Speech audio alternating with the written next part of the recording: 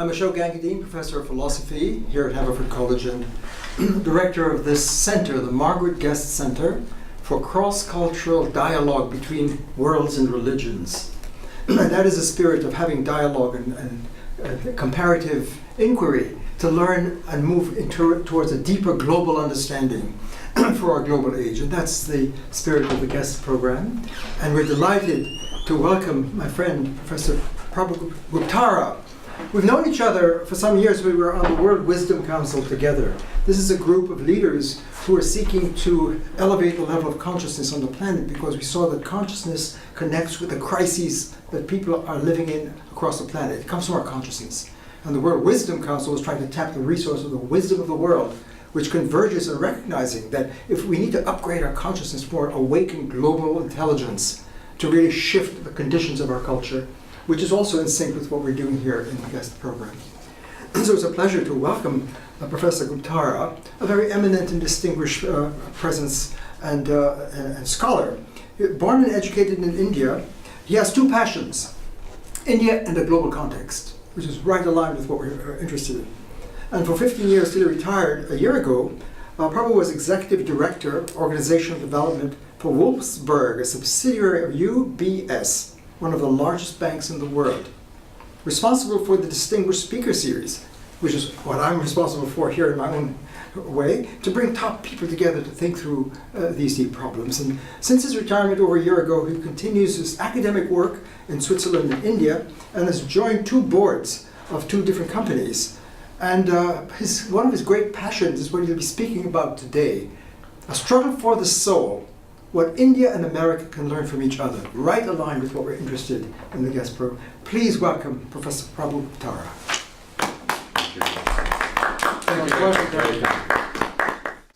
Thank you, Professor Gangadine, for those very kind words of welcome and that very fulsome introduction. I hope that we can run this as a very interactive kind of session.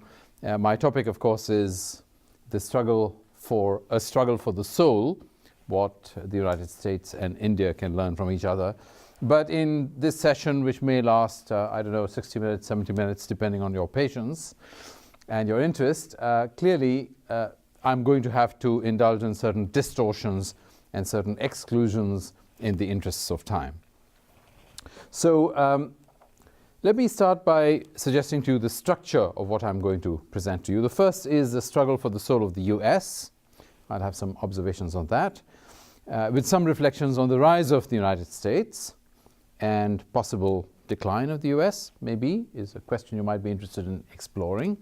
So that's the first point I want to cover. The second I want to cover is, of course, brief reflections on India's rise and, again, possible decline. Some people are concerned about India's shining, India's rising, but is India going to decline? When? And so on.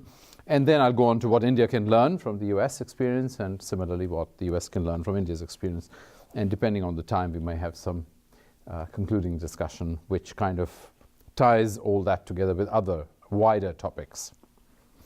So I want to start by asking, what is it that explains the rise of the US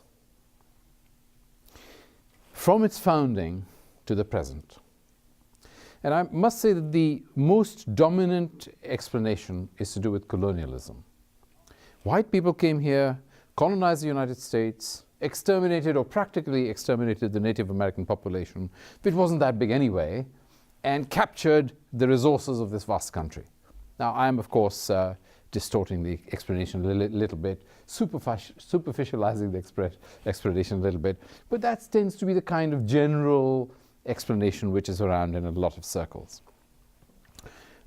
I tend to believe that this explanation is not only superficial but actually wrong. And the reason I believe it is wrong is because very similar things happened, for example, in Latin America.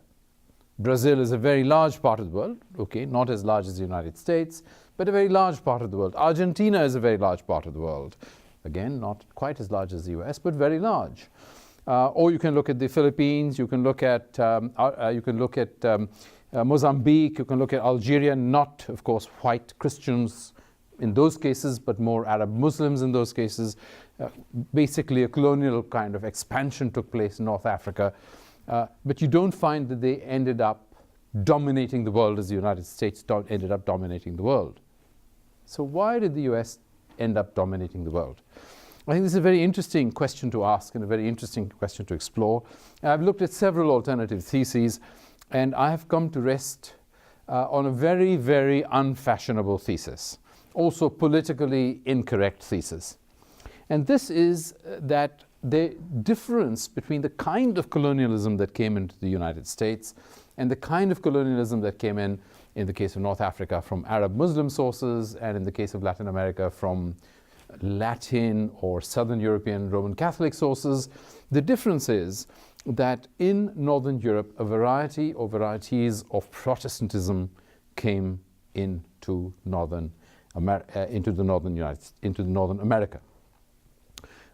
Dr. Mangalwadi, who is an Indian scholar, in his latest book, which is titled The Book That Made Your World, with a sort of self-explanatory title, the book meaning, of course, the Bible that made your world, suggests that Europe and the US became historically unique civilizations, technical and tolerant at the same time, scientific and free at the same time, prosperous and just at the same time. Now, of course, in his book, he's not arguing that any of these ideals have been fully realized or even sufficiently realized, but he is arguing that these are the ideals to which the United States aspired, and that these ideals were different from the ideals of the Arab colonists in Northern Africa or the Roman Catholic colonists in Latin America, in North Africa and Latin America, respectively. Or we can extend the case to Buddhist colonialism or any other kind of colonialism, Russian colonialism, etc., around the world, German colonialism in Africa, and so on. So his thesis is that today throughout the world there is an increasing acceptance of these biblical values, including specifically by people who don't belong to biblical tradition. So if you look at Roman Catholic parts of the world who theoretically should not accept these values, they're accepting these values. If you look at Japanese tradition, completely different, Chinese tradition, completely different, you find that they are accepting these kinds of values. So that what theoretically should be, in terms of their own traditions, completely unrealistic understandings of economics, of justice, of human rights, of heroism, of optimism, of compassion, of family, morality, are being accepted in cultures which are not at all Protestant. So, in other words, the virtues of Protestantism have been decoupled from Protestantism, as a result of which non-Protestant societies have started accepting values alien to their own traditions, but germane and indeed intrinsic to Protestantism. It's a very interesting thesis, and it's worth discussing if you wish to discuss it later today. Now, the rise in US wealth historically is very fascinating. If you go back to the year 1870, you will find that the growth rate of the United States is not very different from the growth rate of most other developed countries. And by those countries, I mean China, India, Japan, because at that time China, India, Japan were all relatively developed countries, as well as France, Germany, Italy, and so on. So if you look at the year 1870, there's not much difference. But starting around 1880, 1885, American growth rate starts skyrocketing.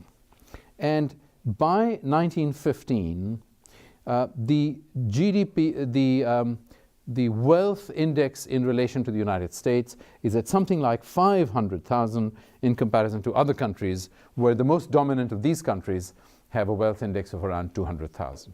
We can go into all the details of that, but just to indicate the huge expansion of American wealth that takes place. But just between those years, 1880, 1885, and 1915, which is a very short period, 30 years, 40 years. But, you know, depending on which precise date you pick, it is a period of 30 or 40 years in which American wealth explodes. Now, I will not go into a detailed discussion of World War I and World War II. I'll just, for purposes of brevity, clump them together and say that between 1915 and 1915, not much changes from the United States point of view. Of course, lots of things change from other parts of the world, but that at the end of World War II, productive capacity in the rest of the world has been hammered flat. Germany's been bombed, carpet bombed. Japan has had the nuclear bombs thrown on it. You know, England is indebted. France has nothing left because of the Nazi problem there. The Nazis have gone into Russia and obviously demolished large parts of Russia. So clearly, there is no productive capacity anywhere in the world except in the United States. There's demand, there's need, because there's no production, but they have no money. So what does the United States do? Lends money to all these countries so that they can buy US product. I mean, there is no other product to buy, right?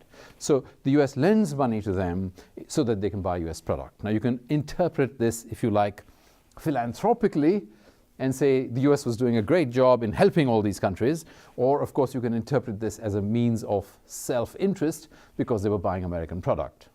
Whichever way you interpret it, the fact is that in the period immediately after World War II, America becomes the clearly single most dominant force around the world, and we enter the period where the dollar is almighty.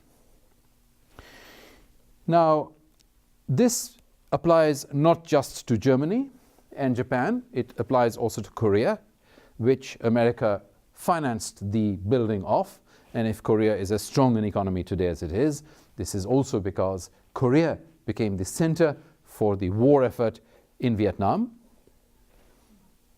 And of course, American aid helped lots of other countries, including India, at a time when India was politically not aligned with the United States.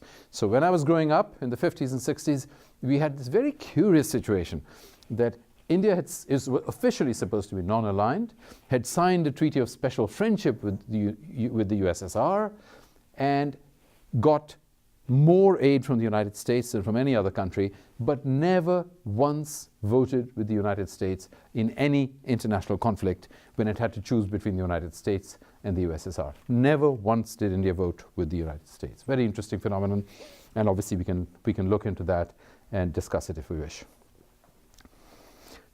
But starting around 1970 or 80, and we can look into the reasons for that just now, starting around 1970 or 80, US growth becomes much more volatile and much more vulnerable.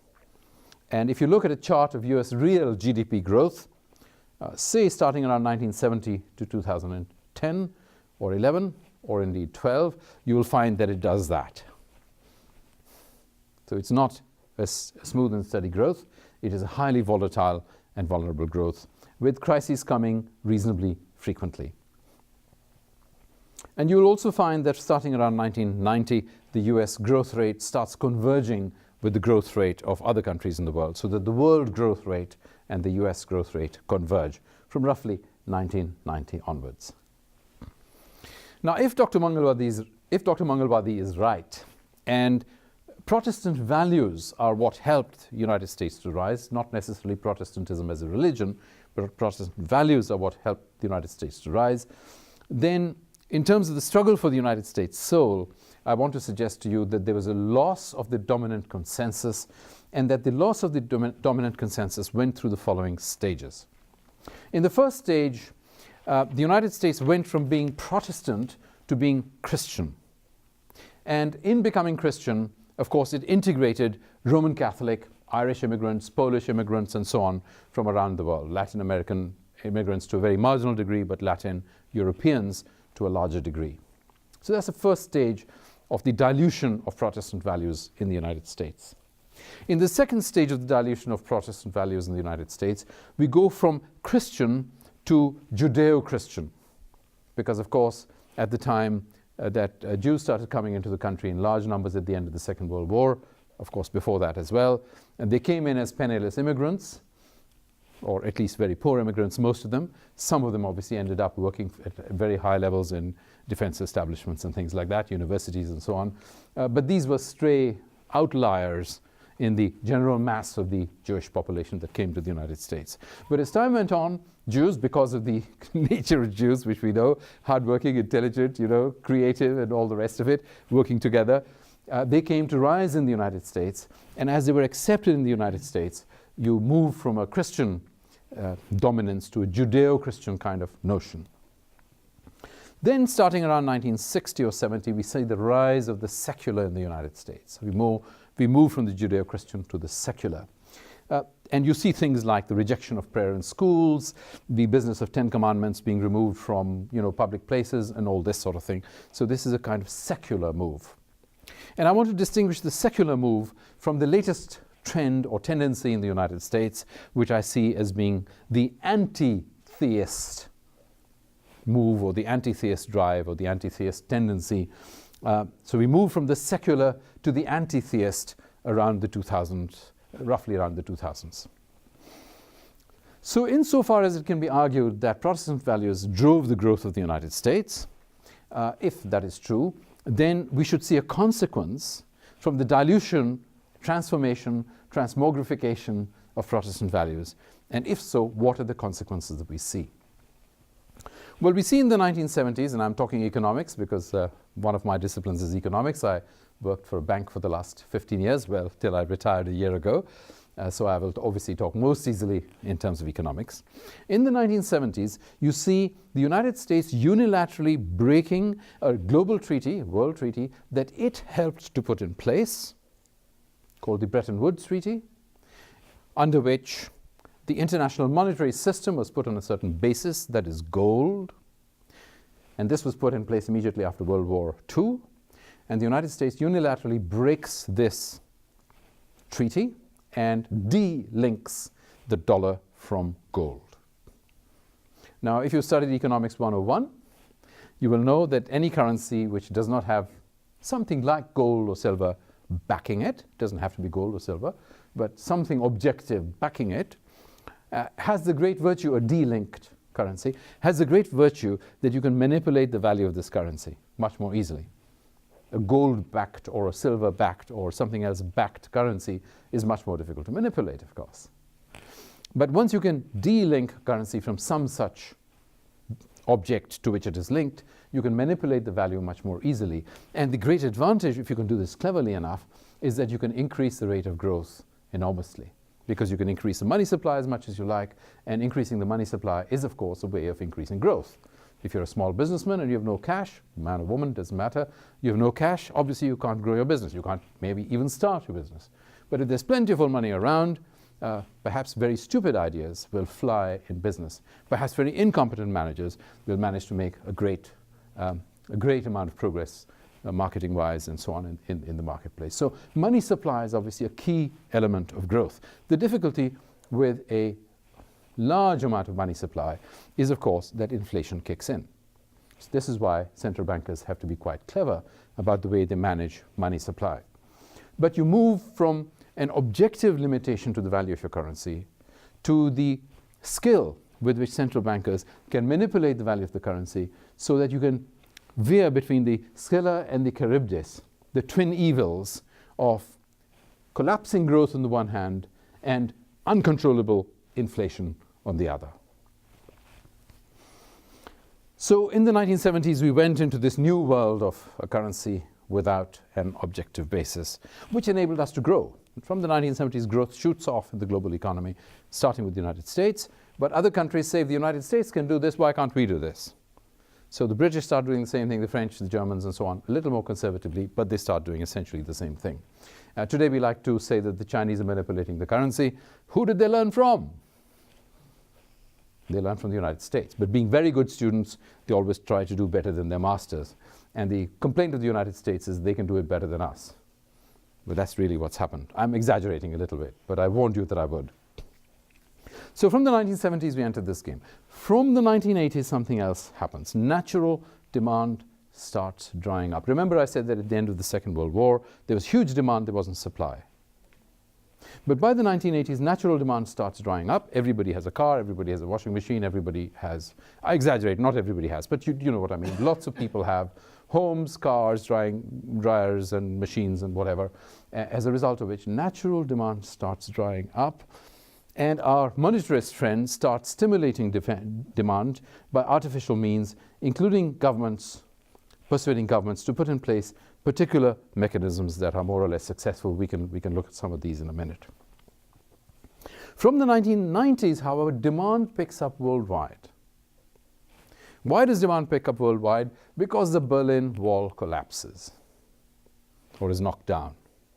As the Berlin Wall comes down, it's not just Russia that comes into the capitalist economy, it's China that comes into the capitalist economy, it's India that comes into the capitalist economy, and you have something of the order of 2 to 3 billion people who've been outside the global economy effectively being brought into the global economy as producers and as consumers. And obviously growth shoots off. Growth takes off incredibly. Now you say this is the natural result of 2-3 billion people coming into the global economy, and that's a good thing. Yes, it is a good thing. But we compounded this good thing, and one can have too many good things, by indulging in certain what I call high growth hormones. And these high growth hormones included things like, which we have later on come to recognize as being bad, as securitization. I think all of us know what securitization is, but if we don't, obviously we can have an explanation of securitization. Or leverage. Now leverage is simply the amount of money you've got to put down in order to get something more from the bank. So if you need to take a mortgage from a bank and you're required to put down 10% or 20% or 30%, that is the amount you have to put down, and the amount that the bank is willing to give you is the leverage that you have, right? So you might have 70% leverage, or 90% leverage, or 100% leverage, or 120 to 120% leverage, depending on what you're doing. So we made it possible to have an abuse of the system of leverage, because while it's a good thing for you to be able to borrow money, whether to buy a house, start a business, or whatever else, if you borrow too much money, of course, you run into problems. Why do you run into problems? Because any loan requires servicing. That means you've got to pay premiums in relation to it.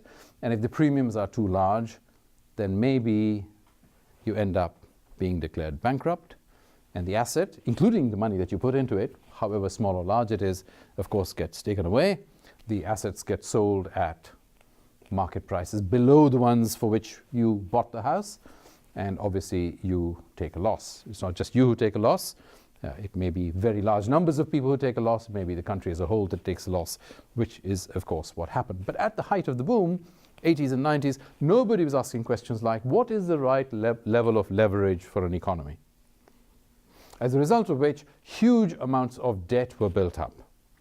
There was huge debt at a personal level. There was huge debt at a family level. There was huge debt at a municipal level. There was huge debt at a state level, national level, global level. We were fueling the global economy with debt, which was fine as long as the global economy was growing. Because if the value of your assets is growing, you feel happy paying the premium. And as long as the global economy is growing, you can probably get a good job. You continue getting, obviously, increments in salary. You get good bonuses, and the system works. But the moment the economy starts declining, that virtuous cycle turns into a vicious cycle.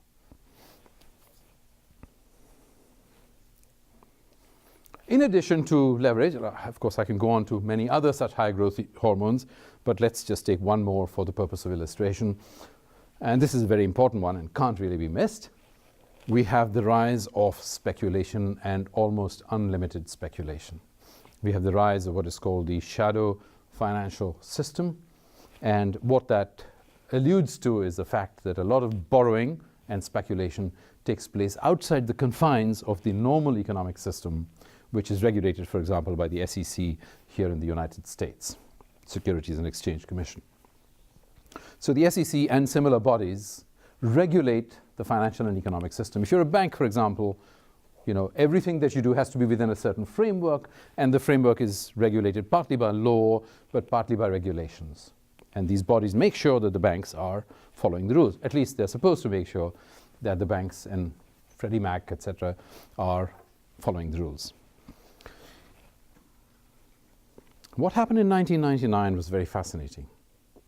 In 1999, a set of global rules that had been put in place called the Glass-Steagall Act, which had been put in place as a result of analysis of why we'd had the first great crisis, the first great depression in the 1929, 30, etc. period, had resulted in rules that made sure that you could gamble only with the money of people who were rich enough to afford to be able to gamble and who understood that they were gambling. In other words, investment banking was for the rich, the super rich, and the super, super rich. It was not for ordinary people like you and I. But in 1999, the Glass-Steagall Act was struck down, and it was replaced by a new law called the Graham-Leach-Biley Act. And what the Graham-Leach-Biley Act did was that it allowed you to speculate, to gamble with everyone's money, with the pension funds that you and I contribute to. If you have, you call them 401c accounts? What do you, 401k accounts, yes. If you have a 401k account, you were not supposed to gamble with that money. Whichever institution you had the money in was not supposed to gamble with that money till 1999. Rules changed in 1999. Now you can start gambling with the money. Why? Because of course you can make very high returns. Why would a 401k institution start gambling with your money? Because they need to make returns, and they're incentivized to make returns. Managers would like to make more money. And of course, if the law permits you to, then you will. So in the quest for increased returns on the assets they managed, it was not just pension funds that started gambling with the pension fund money. It was individuals who went in, if they were rich enough, not just super rich, but just rich enough. It was families that went in with family assets. It was municipalities that went in, so munis were gambling with it. It was countries that went in.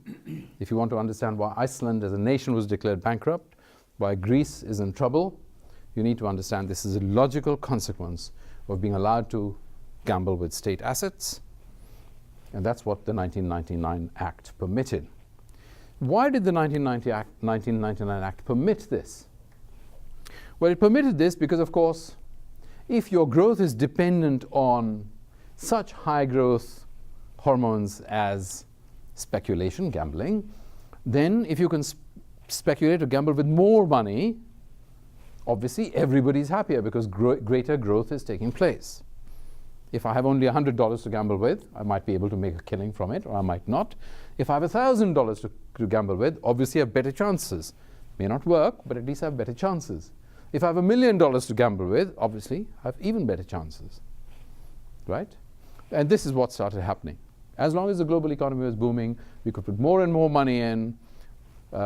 Dame luck was with us, and everything was going hunky-dory for everybody. Munis were happy, families were happy, nations were happy. No problem. But of course, as boom turned to bust in 2007, and the reason it turned to bust was, of course, exactly the same, speculation, gambling, as the price of oil shot up to 140 whatever. And as the price of oil shot up to 140 or so, depending on which day we are talking about, then, of course, people who were just barely able to pay their housing premiums because they held down 2 jobs or 3 jobs, found that they could not even travel to work because the budget for their transport had been well exceeded, and they could not afford to pay their premiums. They could not afford to buy food because the price of commodities had soared so high. And the negative side of speculation, which is, of course, inflation, came home to roost. And that is what led to the unwinding of the whole bubble that we had built up. The result of it was that $1 trillion had to be put in, roughly, at first flush by the United States government to stabilize the economy. And this did stabilize the economy to a certain extent. We are not yet out of that crisis, in my view. We're still suffering the consequences of that crisis. We've just put off resolving the fundamental issues that were raised by the crisis. And we find that we need to put in more and more money in order to keep the crisis stable. The $1 trillion or so we put into the economy in 2008 helped us for a relatively long period of time. The $2.5 trillion that we have put in as a global economy since January this year has helped us perhaps for 100 days. So an interesting question is, do we need to pump in more and more money just to keep the economy stable, just to prevent the economy collapsing? And at what point does the pumping of more and more money make the source that is printing this money become non-credible? In other words, when do you lose faith in the authorities that are providing you the dollar whose value is rapidly disappearing, or the yen or the Swiss franc or whatever it is? So, has the loss of Protestant values led to the rise of immoral practices such as delinking the dollar from gold by breaking unilaterally a treaty that you helped pioneer yourself anyway, etc. You can look at each of the things that I've mentioned and ask yourself, are these moral practices? And how come a culture that represented values that were quite the contrary to these came to sponsor practices that were clearly immoral, unethical, and actually even eventually uneconomic? So I'll stop my discussion of the United States at that point and go on to India.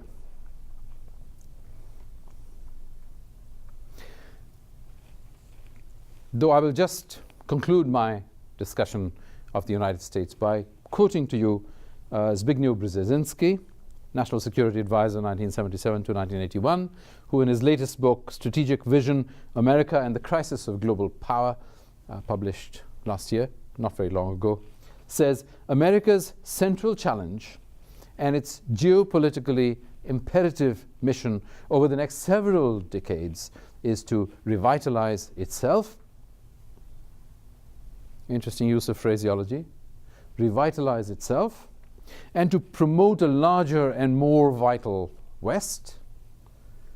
How do you make the West larger is an interesting one, but make the West more vital, not just the US being revitalized, but the West as a whole more vital, while simultaneously buttressing a complex balance in the East so as to accommodate constructively China's rising global status and avert global chaos.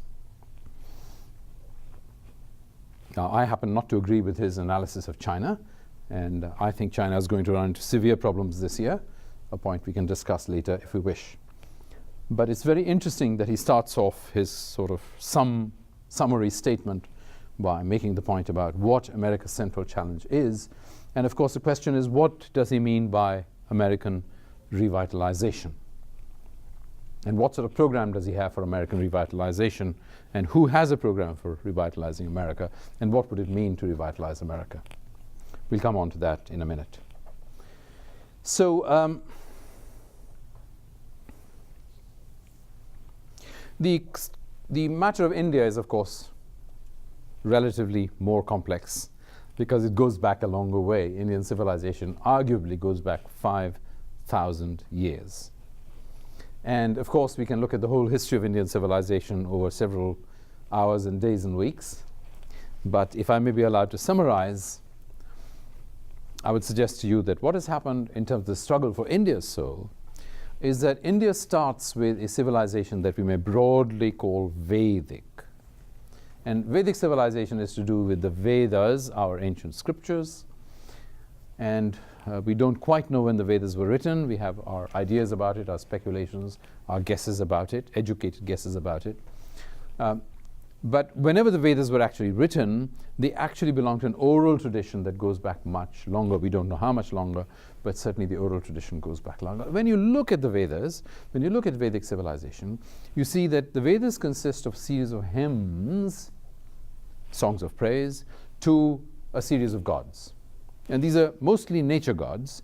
And what the hymns are doing is praising the gods and offering sacrifices to God, or gods, to these different gods, in order to beg for God's blessings.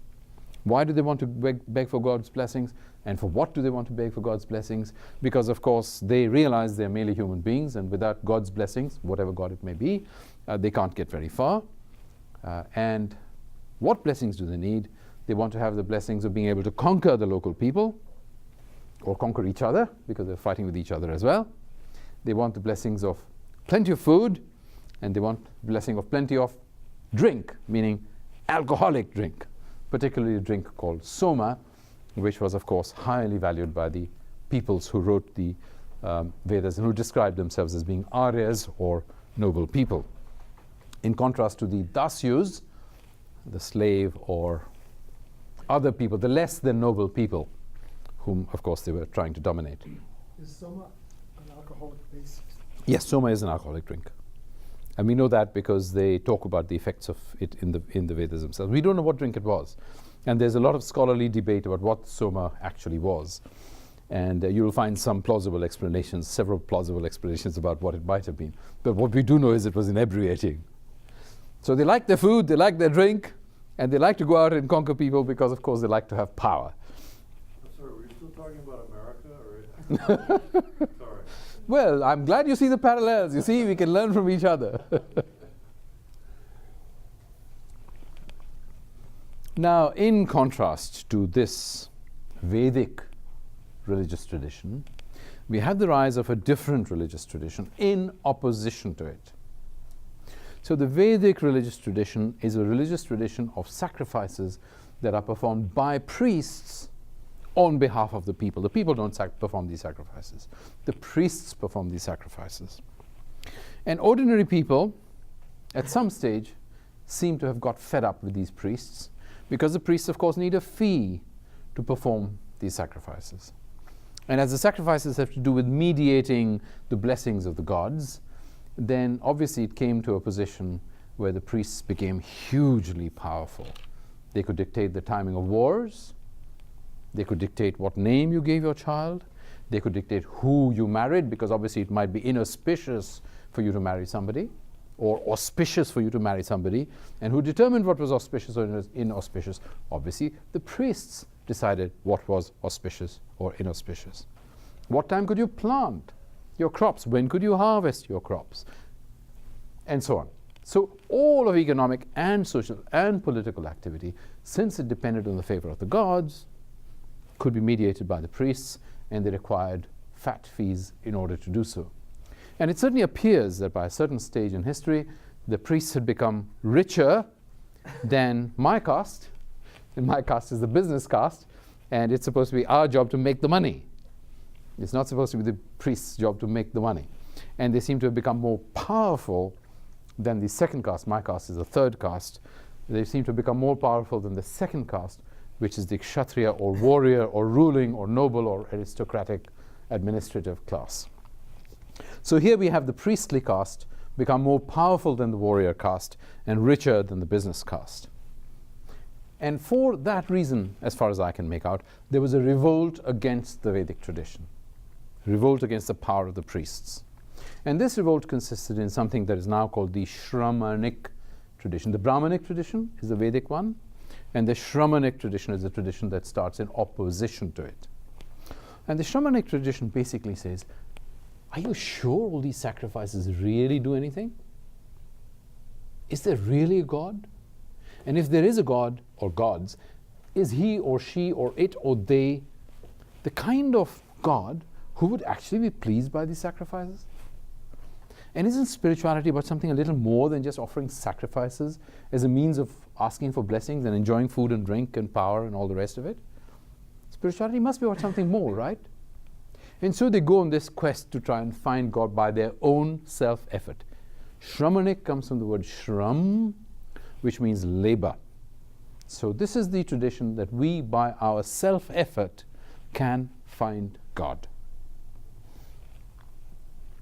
So the whole tradition of tapas, tapasya, austerities, by which Indians usually try to find God, comes out of the Shramanic tradition. It does not come from the Brahmanic tradition.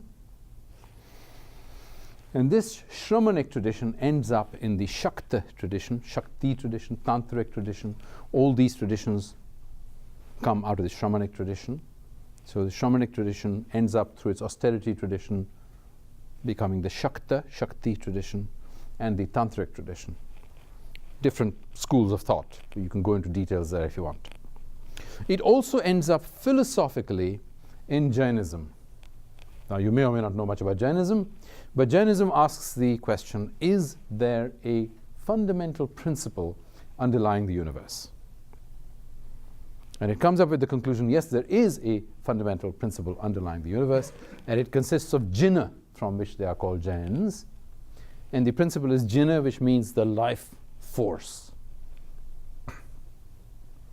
And the life force is working its way through the universe. It's working its way through the rocks and stocks and stones and the moon and the stars and all this into vegetable matter. And it's working its way through vegetable matter into animal matter, animal beings, and then into human beings, and eventually, hopefully, into the superhuman. So this is the Jain idea. And you will see immediately that if you have any such philosophy, you will not eat animals, you will not eat plants, and you will not do violence to the earth or anything else. It's a highly ecological, if you like, religion. In its extreme forms, of course, it would lead to a kind of suicide, because you won't eat anything and you won't drink anything except what you can draw from a spring or something like that. And this is in fact what happens. The extremely committed Jain, in fact, commits a form of suicide. The orthodox Jain, not the very, very, very committed Jain, the orthodox Jain puts a mask in front of his nose so that he doesn't accidentally breathe in germs, brushes the ground in front of him as he walks, lest he tread on some ants or other beetles or anything like that. Eats as little as possible, drinks as little as possible, and so on. My point is that vegetarianism in India does not come from the Vedas. The Vedas are a non-vegetarian religion. They believe in the sacrifice of animals. They are interested in drunkenness and all that sort of thing. They are a good life kind of tradition. And this is the opposite of a good life tradition. This is an austerity tradition. The Shramanic, Buddhist, Jain tradition, Shakti, Tantric tradition is an austerity-driven tradition. So this tradition ends up on the one hand in the peculiarities of Shaktism and Tantrism. And Tantrism at its most extreme is quite revolting to most Indians because it consists in the reconciliation of opposites. It consists in the reconciliation of male and female, in the reconciliation of what is normal and paranormal, in the reconciliation of what is acceptable and not acceptable socially or in terms of a diet, etc. And at the end of the day, Tantrism is really interested in power, in healing, in possession by cosmic spirits, and it's really a almost terrifying kind of religion. Most Indians, most traditional Hindus, regard tantrics with fascination as well as fear. And individual tantrics will be resorted to for particular kinds of blessings at particular moments, but generally speaking, most Indians steer well clear of tantrics and people in the Shakta tradition. So it leads on the one hand to Shaktism, Tantra. It leads on the other hand to Jainism, which is the highest, in my view, the highest and most consistent philosophy that India has developed. And it leads to the Buddhist tradition, which is actually not a philosophical tradition. I feel that it is misunderstood as a philosophical tradition. It is actually a psychological tradition. And the reason I call it a psychological tradition is, of course, because it starts off with the question, why is there suffering? It does not start off with the question, why does the universe exist, which is a philosophical question. It starts off with the question, why is there suffering, which is a psychological question. It does not start with the question, what is the purpose of life, which is a philosophical question. Do you see what I'm saying? And at the end of the day, the highest achievement of Buddhist philosophy is the development of certain psychological techniques by which the impact of suffering on yourself can be reduced. And the impact of suffering on others, hopefully, can be reduced. It is not finally interested in answering philosophical questions such as, why does the universe exist? Or what is the purpose of life? Though that comes in the later stages of Buddhism, these are borrowed ideas primarily from Jainism. So Indian philosophy in that early stage can be understood as a result of the conflict, the tension between the Brahmanic tradition and the Shramanic tradition, the Vedic tradition and this tradition, which is sometimes also referred to as the Vrat tradition. A Vrat is a promise, a contract in relation to God. So I promise to fast every Tuesday. I keep a Vrat, I keep a promise. I promise not to eat anything for 40 days, 30 days, 20 days. I promise not to drink water. I promise not to speak. I promise to stand on one leg. I promise to give all I have to the temple or whatever. A Vrat, a promise, a contract with God. So you can see Indian tradition, Indian history as a result of the results of this conflict.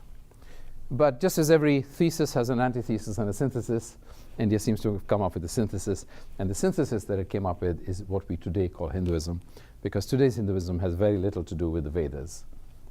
as I explained, we have adopted certain Buddhist ideas, certain Jain ideas like vegetarianism in the new mix that is called Hinduism today. Into that mix, we also brought in the impact of Greek idols and Greek sculpture. How did we do that? Because Alexander the Great came to India with the intention of conquering India, and when he came to India, he came with not just with an army. Of course, you need to do that in order to conquer any country, but he came also with historians, with philosophers, with astrologers and astronomers and all the rest of it. Why would he do a thing like that? Because he wanted to have a dialogue of civilizations, Ashok. Starting the guest center. Yeah, exactly. That's where it started, with Alexander the Great in northwest India. And why did he come to India to have a dialogue of civilizations? Because he had heard about what they call the gymnosophists of India, the gymnastic philosophers of India, the yogis of India. That's what he'd heard about. And that's why he brought these philosophers and historians and so on with him. Under Buddhist and Jain influence, India had become a great center of intellectual inquiry. There were great universities like Takshila and Nalanda, and these were great centers of learning. Under the Buddhist and Jain influence, we had moved from the kind of conflict between the Aryans and the non-Aryans to a situation where great emperors like Ashoka had created very, very impressive civilizations. Not for very long, but they did create very impressive civilizations. And the greatest advances in Indian mathematics, in Indian surgery and medical knowledge, in Indian mathematics, and so on, happened under Buddhist and Jain kings who patronized these scholars. Excuse me.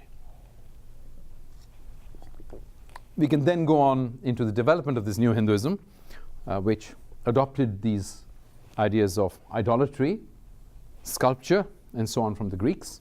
And not just that, the style of the kings in India changed from being what it had been earlier to being a much more Greek Alexandrine kind of style of rule. And as idolatry comes into India, idol worship comes into India, starting around the 2nd century BC to the 2nd century AD, depending on what part of India we're talking about, India develops new gods, which are not Vedic gods, or takes gods that are Vedic and transforms them into completely new forms in order to worship them. And I can give you studies of the goddess figure, Devi. I can give you studies of Sri Krishna, how that changes over time. So gods that are not Vedic are worshipped, or gods that were maybe not gods, but figures that are mentioned in the Vedas are picked up and made into gods that we nowadays worship. So if you look at Indian religion today, you will find that we have widespread worship of Sri Krishna, Sri Ram, and various other gods and so on, who are not actually mentioned in what is supposed to be our most authoritative scripture, and that is the Vedas.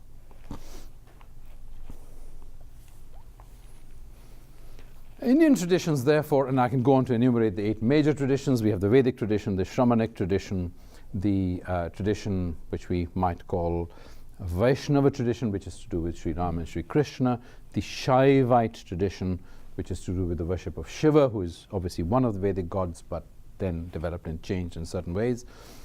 We have the beginnings of Reformed Hinduism. A Reformed Hindu thought starts at the beginning of the 19th century under Christian missionary influence, though it's had obviously certain Islamic influences before that. There have been some reformers before that. Sikh reformers, for example, came in before that. Sufism starts off in India before that as a kind of reform movement and so on. So we've had reform movements before that in a small way, but from the end of the 19th century onwards, we get reform movements sweeping across India in a very major way. So we have reform Hinduism, and then we have what I call reassertive or assertive Hindu traditions. And assertive Hindu traditions are things like the RSS, the Rashtriya Swayamsevak Sangh, the BJP, the Bharatiya Janata Political Party, the VHP, the Vishwa Hindu Parishad, the HSS in the United States, the Hindu Swayamsevak Sabha, and so on. And what the difference between assertive Hindus of this sort and other Hindus is that these assertive Hindus believe Hinduism is the best kind of philosophy, society, religion, culture, food, music, whatever, and would like to persuade everybody that they should convert within quote marks, or at least be attracted to Indian civilization in whatever way they find useful or interesting. They are rather brown shirt type of organizations, and they believe that if reason is not enough to persuade you that Indian civilization is best, then a certain degree of force might be quite helpful to encourage you to believe that Indian civilization is actually the best. So you have assertive kinds of Indian tradition, and the last one, which is the least recognized, I think, is the rise of Dalit Bahujan spirituality. So the struggle for India's soul today is taking place between certain reformed ideas, which are essentially Western ideas, baptized maybe into Indian forms, and Dalit Bahujan spirituality. Dalit is this very simple word, D-A-L-I-T, and it comes from the word, actually it's not pronounced Dalit, it's pronounced Dalit, and Dal is what is crushed. So the Dalits are the people who have been crushed, and the majority of Indians would describe themselves as being Dalits or Bahujans. Bahu means, of course, lots, many, majority. Jan is people. So the Dalit Bahujan people are the majority of India's people, and their spirituality is interestingly rising. How is it rising? Traditionally, the Dalit Bahujans, who belong, of course, to the fourth caste or the outcasts, simply were quiescent, accepted their lot as being the result of karma. They had obviously done something wrong in their previous lives. They were therefore, they were fated to live the kind of life they were living. It may have been subhuman, but they were fated to live it, and so they accepted it.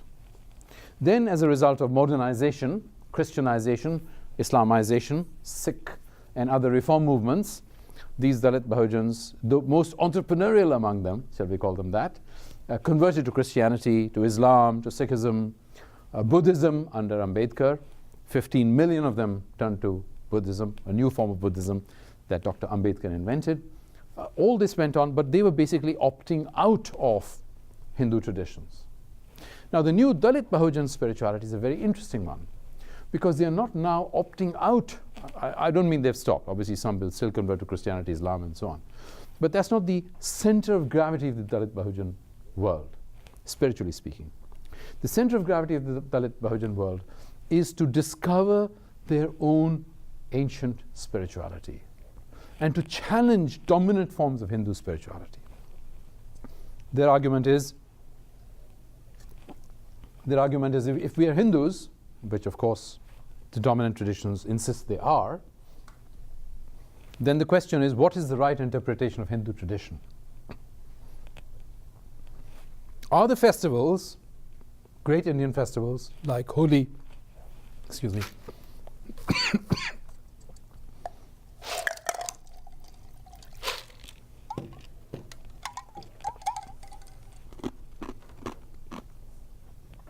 are the great Indian festivals like Holi and Dasara, which are supposed to celebrate the triumph of good over evil, actually celebrating the triumph of good over evil? Or are they twisting and distorting reality, because the evil they're supposed to have triumphed over is actually our Dalit Bahujan gods, our Dalit Bahujan kings, our Dalit Bahujan heroes and leaders? So in one story where Sri Ram wins a victory over Ravana, the king of Sri Lanka, the dominant Indian tradition, Hindu tradition, has always said Ravana was an evil man because he kidnapped Ram's wife, Sita. And therefore Ram was justified in going and fighting Ravana in order to get his wife back. Correct, and perfectly understandable argument from a dominant Hindu tradition point of view. The Dalit Bahujans say, but have you asked why Ravan went and kidnapped the woman? Because he was obviously not interested in sex with her. If he had been, once he'd kidnapped her, he would have raped her. So why did he not rape her? Why did he keep her in his palace? What was it about? It was clearly not about sex. It was about something else. What was it about? What had Ram done to provoke Ravan so that he went and kidnapped Sita? And as long as you don't ask that question and answer it, you don't have an objective view of what happened. And the same questions are being raised now about other Indian festivals, Holi, for example, and so on. And I've had the experience in the last year. You know, I'm 63 years old, and I've always sent greetings on our national festivals to friends and relatives. And I've had the experience over the last year of having two different people say to me, in the first case, which was really shocking to me, when I sent holy greetings, this friend wrote back to me for the first time, I've known him for years, said, Prabhu, don't send this XXX, very bad word, to me. Just that. Prabhu, don't send this XXX to me. His name. As a friend. So obviously I picked up the phone and talked to him. Said, well, what's going on? And he says, you know, I have begun to discover my Dalit Bahujan identity. And as a result of discovering my Dalit Bahujan identity, I don't want you to send me good wishes on the triumph of good over evil in this particular way. Because the so-called triumph of good over evil was not the triumph of good over evil.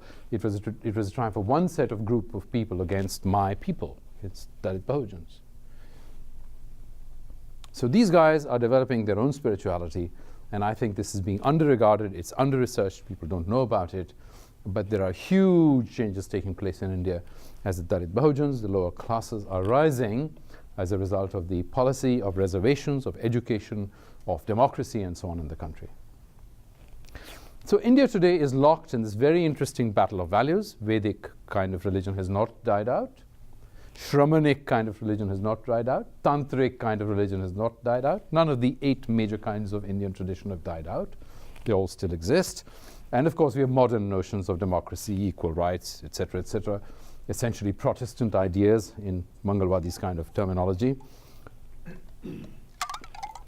And in this conflict that is taking place in India, we have to come to some very interesting conclusions. I will give you a quote from one particular writer, analyst, who says, and I quote, "To understand the Indian state today, one has to read fiction. Because non-fiction, the streams of government reports and commissions and documents produced by official agencies, including those of foreign agencies working with the government, are truly fiction." And Pritchett, this particular author, goes on to say about the contradiction between a booming economy, an active democracy with world-class elite institutions, and yet chaotic conditions. Growing democracy lags behind in several key measures of development, including high rates of infant mortality and malnutrition rates and low immunization rates. He argues, therefore, that India is, in contrast to Pakistan, which is a failing state, he argues that India is a flailing state, a nation state in which the head, that is the elite institutions at the national and in some case state levels, remains sound and functional, but that this head is no longer reliably connected via nerves and sinews to its own limbs. Very interesting description of India today. So I come towards my conclusion. Well, I have spoken a bit longer than I thought.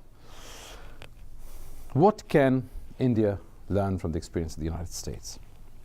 I suggest 3 things. Firstly, what happens to freedom if we are not careful? And I suggest that in the United States we have seen the rise of genuine freedom, and now we are in the throes of seeing a shrinkage of real freedom. We can obviously debate that and discuss that. And similarly, democracy, freedom and democracy are not coterminous, as you know. They may be overlapping, but they're not the same. And similarly, what happens to democracy as it starts being lost? One of the big issues for the United States at the moment is the political gridlock between the 2 main parties and the fact that the United States can make seemingly so little progress with anything. And we hope that the next elections may solve that, but the next elections are not tomorrow. And even if they do take place tomorrow, or even if they take place in 2014, we cannot guarantee that the political impasse that we have will be resolved, or resolved for very long. So freedom and what happens and why we lose it, democracy and what happens and why we lose it, and a free press. What has happened to the United States free press is an interesting question. I see, as an outsider, as a non-American, a decrease in investigative journalism, a decrease in the kinds of activities that made the US press a guardian and a bastion of democracy and freedom. I see a decline in that, and I see, of course, a similar parallel development in India. What can the US learn from India? Now, this is, of course, a long section. I won't go into the long section, but just suggest to you that Indians come to the United States and do very well. Why do Indians come to the United States and do very well? Of course, they work hard, they're intelligent, they're hardworking, they are creative, and so on and so forth. But like the Jews, they tend to work with each other very well. So we come in, we work in family groups, we work in clan groups, we work in affiliation, friendship groups, and the result of that is that we rise as a people. Of course, white Americans looking at this regard this as mafia-style activity. And there are lots of rumors in all kinds of organizations. Oh, the Indian mafia has begun to take over. Indian mafia has taken over, and so on.